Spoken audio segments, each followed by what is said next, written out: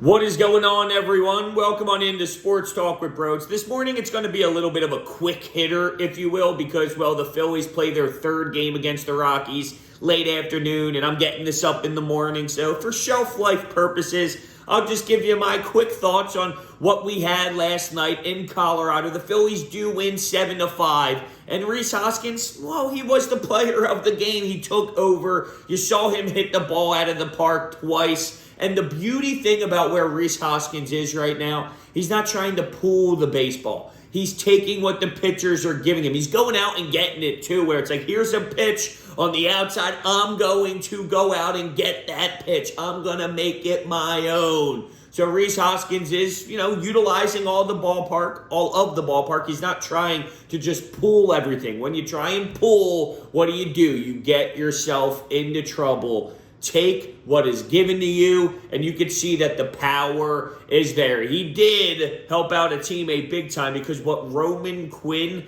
happened to do trying to steal third, come on, man. Why do you do this? I literally just talked about it in yesterday's show. It's a gamble, and it's a gamble that's irrelevant because you are too fast to put yourself in that position. And that 3-run bomb by Rhys, his second homer of the day, it should have been a grand slam. It should have been bases juiced 1 out. Instead, it's man on first and second with 2 outs. It's dumb baseball. And don't tell me that, well, Andrew McCutchen can't get the ball. Shut up about the Andrew McCutchen thing. It's still stupid baseball, and you have to be smarter. Rhys Hoskins absolutely saved the day for you. In terms of Aaron Nola, he went 7 and he grinded. He threw about 104 pitches or so. No fastball command early. So you're thinking to yourself, oh, no, this is going to be a tough one, right? Should I grab my cup of coffee because it's a late night game? I might be up till 1 a.m. watching this thing because here's going to be Aaron Nola all over the map. He settled in. It was a little bit of a pitching backwards type of day. The fastball command eventually did get there, which it helped out big time. He grinded through, right? Not every game are you going to get a masterful 9-10 strikeout type of day for him where he's just cruising through. Sometimes it's going to be a little bit rougher and a little bit more of a grind. And it was more of a grind for sure. McMahon ended up hitting a home run. The Phillies had a 4-1 lead, and Nola gave it up. So Trevor Story gets an RBI. As I mentioned, McMahon gets a bomb to tie the game up. You don't like to see that out of your ace, but he continued to battle through. Yes, I need some coffee here this morning.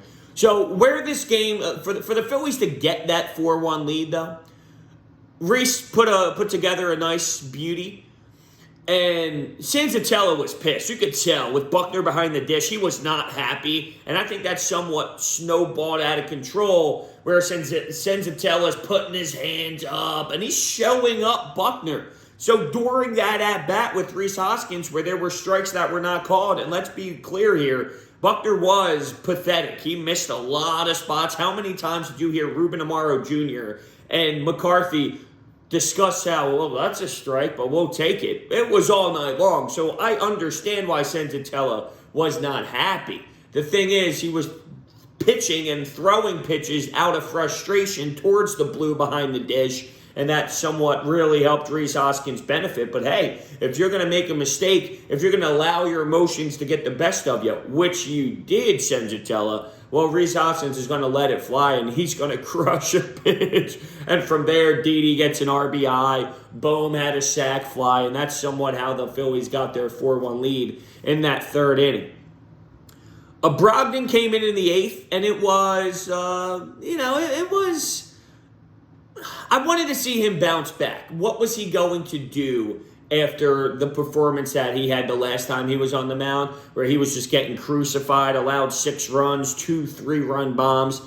It was a little choppy, did allow 1 run. Nick Maton with a beautiful defensive play at second base, which got Brogdon out of it. It could have been way worse. It was a little choppy for Brogdon. Got some help defensively, but I guess in theory it's something to build off of. If you go from 2 home runs in 1 outing to now you're allowing 1 run in an outing to make the score 7-5 instead of 7-4, Maybe you're looking at it as a step in the right direction. It could have been crisper. It could have been smoother out of him. But due to the circumstances, I guess we can look at this as maybe a building block. As a young pitcher coming out of the pen, experiencing a nightmare situation. Let's be realistic here. What happened the other game was a nightmare. And then he responds with just one run and getting some help defensively. I guess it could be a lot worse. And by the way, Nick Maton, he deserves to be your center fielder. All right? I know he's not some center fielder, but he deserves to be it when Gene Segura returns. You cannot take this bat out of the lineup. He gets 2 more hits. 2 more hits. Double. The guy knows how to rake. I mean, that's what it is. And with your flaws, I really heard Joe Girardi tell me that he's going to give Roman Quinn a chance because he's been loving his at-bats lately. Dude, what? What are you talking about? What are you talking about? He hasn't done a damn thing. You really like that ground out to the pitcher? Is that what tickled your fancy there, Joe Girardi? I don't understand. I don't understand what you're seeing in Roman Quinn's at-bats. Because he had 1 double the other game. That's putting together better at-bat. Come on, dude. Stop with this Roman Quinn. When Gene Segura is out, or excuse me, when he comes back in from being out, it's time to put Nick Maton out in center field. I feel the kid is somewhat wired differently where you throw him somewhere, he's going to play. What's Scott Kingery? Super utility guy, shortstop, second, third, center. I'm watching Nick Maton defensively, and I swear to God, he's going to be the same thing.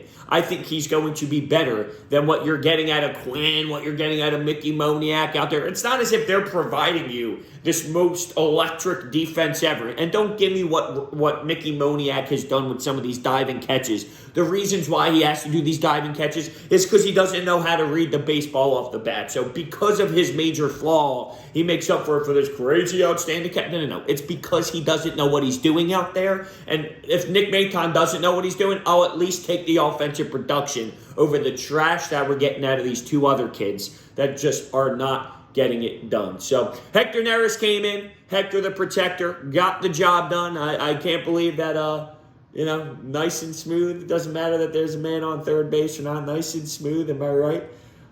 Hector the Protector gets the save, and that's what we care about. So at the end of the day, the Phillies put themselves in a position to win a series in Colorado. Win the series in Colorado. That's what I demanded before the series began. I did not demand the sweep. I demanded a series win. Do that today, this afternoon. Brodes has a smile on his face. Everyone loves when Brodes has a smile on his face.